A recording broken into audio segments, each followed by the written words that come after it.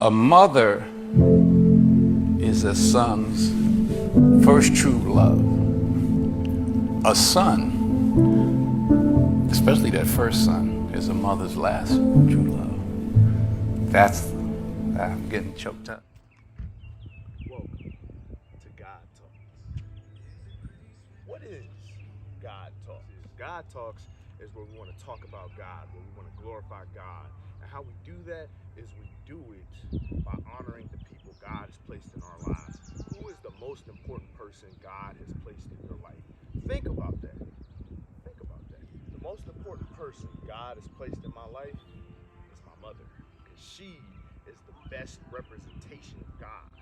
She is what this segment is called the good mom. She has taught me, she has brought me up, she has showed me forgiveness, she has showed me mercy, she has showed me unconditional love. She has showed me that I can go from broken to restored. But let me introduce to you, without further ado, the good mom. Hello, everybody. This is Yolondra Gandy, aka the good mom, the best mom, the only mom. God bless you. God bless you. So, can you tell us what it's like to be a mother? Wow. I was a mother at 17. My mother didn't want me ruining my life with Michael's dad. It was like you could be hurting or killing my son. So he avoided the inevitable, and I thank God for that. The inevitable being abortion, which is a hot topic, which we will discuss later on God Talks.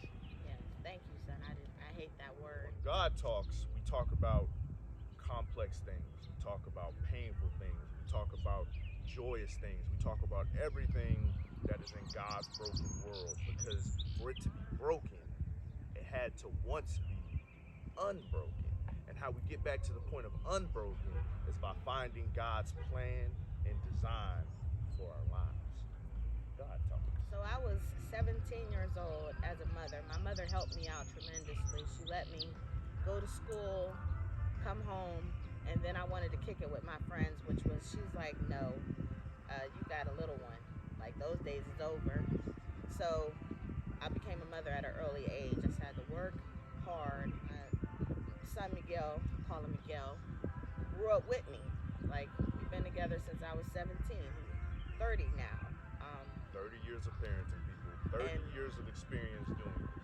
And being a parent don't come with a manual. I made a lot of mistakes, but one thing I made for sure is I didn't have a lot of men around my children because I don't trust people due to what happened to me as a young age. That made me become overbearing.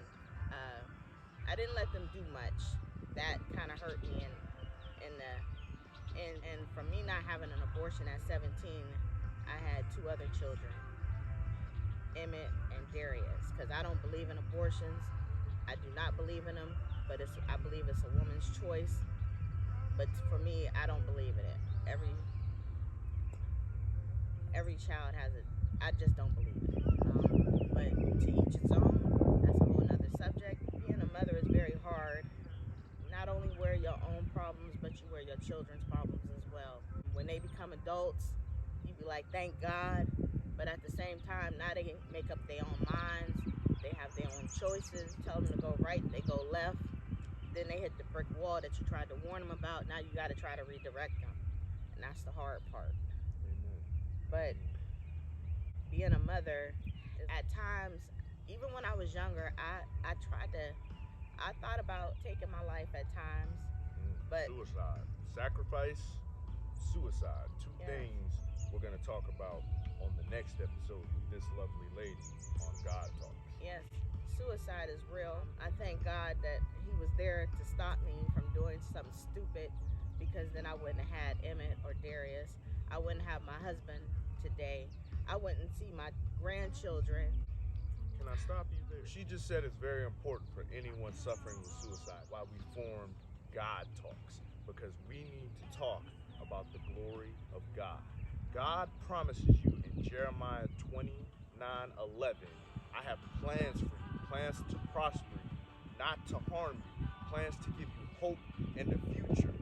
Context, because context is very important for biblical things that the Lord says.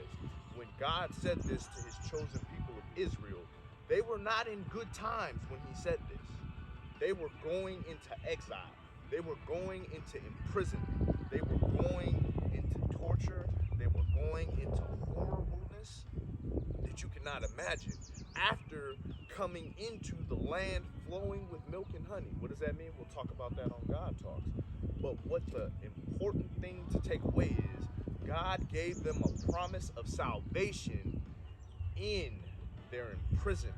If you're suffering with suicide like I have, like my mother has, like my children might have to, because demons are passed down. We do not wage war against flesh and blood. We wage war against the spirit. We wage war against the evil forces of principality that submit themselves to the emperor of darkness, that submit themselves to the accuser, the Satan, or the devil as most people know him. He accuses you before God. He says that you will do this if you put them through this. And like Job, God stands on your side. God believes in you. God believes in the part of you that you don't even know that you have. And if you're willing to submit yourself to God, if you're willing to trust in God, if you are willing to go after God and flee from the devil, he will bless you. How do I know? Because he promised. And God's promises never fail. That is something that I will always bet my life on, is God's promises never fail. I should not be here. I should have died a long time ago, because as she said, suicide got the best of me. But God found me in the mess. And now we are blessed by the best. I can't wait for you to hear about my mother's sacrifice. Rushing in to leave me here. God's love is fierce. I can't wait for you to hear about her sacrifice. I can't wait for you to hear about herself. I can't wait for you to hear about her testimony, because she has such a powerful testimony.